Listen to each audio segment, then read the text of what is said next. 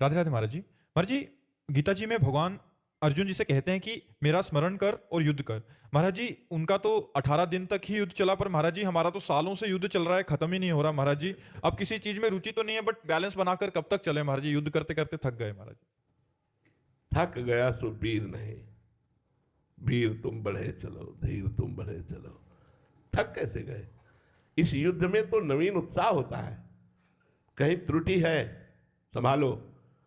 नहीं, इस युद्ध में नवीन उत्साह होता है। इस युद्ध में परास्त होना नहीं आता। कहीं त्रुटि है संभालो, कहीं ना कहीं छेद है जो अध्यात्म के रस को बाहर कर रहा है। नहीं तो इस युद्ध में उत्साह बढ़ता है। वीरों को जब समान योद्धा मिलता है तब उत्साह बढ़ता है, कमजोर मिले तो निराश हो जाते हैं। जब अपने से जोर का योद्धा होता है तब उनकी भुजा फड़कती है। तो अपने से जोर के योद्धा है काम, क्रोध, लोभ, मोह, मद, मत्सर। अपने पास भगवत बल है, कभी वो हमें गिराएंगे तो कभी हम उनके ऊपर चढ़ेंगे।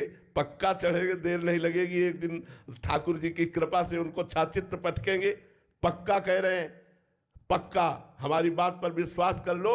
भगवान के बल से कह रहा हूं, बचपन से इस मार्ग में हूं। उन्होंने बहुत टांग मारी, बहुत बार धोबिया पछाड़ने की कोशिश की, लेकिन फंस गए हमारे दाव में। अब नहीं निकलने वाले। क्यों? क्योंकि ये जगत गुरु का बताया दाव है।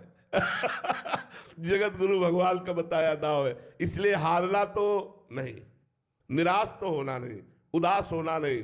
इस मार्ग में नवीन उत्साह भगवान देते हैं। नहीं, कई बार हमारे जीवन में अंधेरा छा गया, अब क्या होगा?